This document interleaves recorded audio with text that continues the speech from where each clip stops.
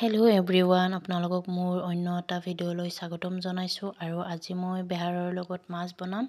আৰু এয়া মই বিলাহী কাটি লৈছোঁ, জিৰা গুড়ি লৈছোঁ, জলকীয়া গুড়ি, নিমখ, হালধি, আদা ৰহুন, জলকীয়া পেষ্ট, পিঁয়াজ কাটি লৈছোঁ সৰু সৰুকৈ, আৰু শুকান জলকীয়া এটা আৰু কেঁচা জলকীয়া, আৰু এইখিনি মই বেহাৰ পেষ্ট বনাই লৈছোঁ। আৰু এয়া মই কেৰাহীত তেল দি শুকান জলকীয়া এটা আৰু কেঁচা জলকীয়া এটা আৰু সৰু সৰুকৈ কাটি লোৱা পিঁয়াজখিনি মই দি লৈছোঁ। আৰু এইখিনি মই ধুনীয়াকৈ ৰঙচুৱাকৈ ভাজি ল'ম। আৰু এনেকৈ বেহাৰৰ আঞ্জাখন বনাই বিৰাটেই টেষ্টি লাগে। আৰু এয়া মই আদা ৰহুনৰ পেষ্টটো দি লৈছোঁ। আৰু এইখিনিও মই ধুনীয়াকৈ ৰঙচুৱাকৈ ভাজি ল'ম। আৰু ৰঙচুৱাকৈ ভাজি ল'লে গোন্ধটো গুচি যায় আৰু খাবলৈ বহুত টেষ্টি হয়। আৰু এয়া মই এনেকৈ 2 মিনিটমান ভাজি লৈছোঁ। আৰু এতিয়া মই সৰু সৰুকৈ বিলাহী কাটি লৈছিলোঁ, আৰু সেইখিনি মই ধুনীয়াকৈ দি আকৌ মই এইখিনি 2 মিনিটমান কম জুইত এনেকৈ মই ভাজি ল'ম ধুনীয়াকৈ।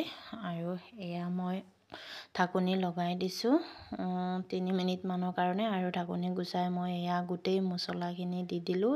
জিৰা গুড়ি 2 চামুচ, হালধি গুড়ি সোৱাদ অনুযায়ী, আৰু নিমখ আৰু জলকীয়া গুড়ি অকণমান, এনেকৈ মই দি এইখিনি লৰাই দিছোঁ। দি আকৌ মই ঢাকনি লগাই দিছোঁ।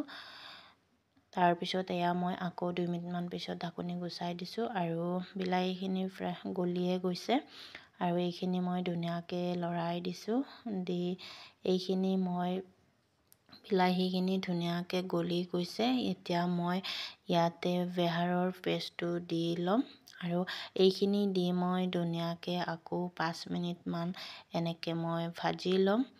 আৰু এইখিনি ধুনীয়াকৈ মিক্স কৰি দিলোঁ। আৰু এয়া মই ধুনীয়াকৈ ভাজি ল'ম। যেতিয়ালৈ শুকান হৈ নাযায় তেতিয়ালৈ মই এইখিনি ধুনীয়াকৈ ভাজি ল'ম। কাৰণ বেহাৰখিনি ধুনীয়াকৈ ভাজি ল'লেহে টেষ্টটো উঠিব।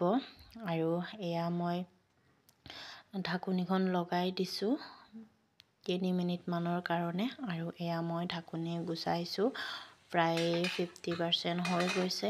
আৰু এইখিনি মই ধুনীয়াকৈ লৰাই দিছোঁ। আৰু অকণমান ভাজিলে হৈয়ে যাব। 2 মিনিটমান মই এনেকৈ লৰাই ভাজি ল'ম। আৰু এই পানীখিনি যেতিয়া শুকাই যাব, শুকান হ'ব, তেতিয়া মই ইয়াতে সোৱাদ অনুযায়ী আৰু পৰিমাণ অনুযায়ী মই ইয়াতে গৰম পানী দিম।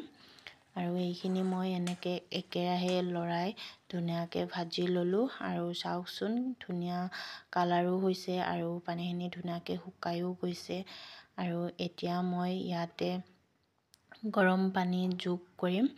আৰু মই গৰম পানী বনাই ৰেডি কৰি থৈ দিছোঁ। এয়া মই গৰম পানী জোখমতে দি ল'লোঁ। বেছি দিবও নালাগে, আৰু বেছি পনীয়া হ'লে সোৱাদ নালাগে। এইটো গ্ৰেভি হ'লেই সোৱাদ লাগে বেহাৰ মাছ। আৰু এয়া মই ধুনীয়াকৈ মিক্স কৰি দি এতিয়া মই এইখিনি ধুনীয়াকৈ উতল আহিব দিম। আৰু এয়া ধুনীয়াকৈ মই এতিয়া ঢাকনি লগাই দিম। তাৰপিছত এয়া মই ঢাকনি গুচাই দিছোঁ 5 মিনিটমান পিছত। আৰু এয়া ধুনীয়াকৈ উতলি আছে। আৰু মই এনেকৈ ধুনীয়াকৈ যিখিনি মই জোখমতে ৰাখিম আৰু তেতিয়ালৈকে মই উতলাই থাকিম। আৰু এয়া মই মাছ দি ল'লোঁ।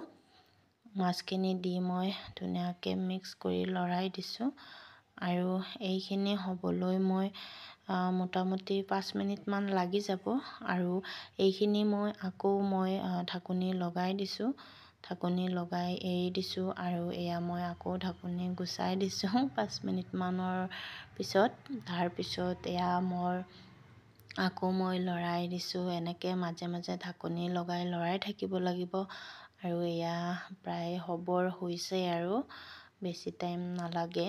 এইখিনি ধুনীয়াকৈ হৈ যাব। আৰু সকলোৱে খায় বেহাৰৰ লগত মাছ। আৰু যিসকলে এনেদৰে বনাই খোৱা নাই এই পদ্ধতিত, সকলোৱে এবাৰ বনাই খাই চাব বুলি আশা ৰাখিলোঁ। আৰু সঁচাকৈ এই বেহাৰৰ গ্ৰেভি এনেকৈ বনাই মাছৰ লগত বহুত টেষ্টি লাগে আৰু সঁচাকৈ বহুত টেষ্টিয়ে হৈছে আৰু সঁচাকৈ কালাৰটো চাওকচোন ইমান ধুনীয়া হৈছে, দেখিলে খাব মন যায় আৰু তেনেকুৱা সোৱাদো হৈছে, টেষ্টিও হৈছে আৰু সকলোৱে বনায় আৰু এই পদ্ধতিত তেনেকৈ বনাই খাই চাব সকলোৱে।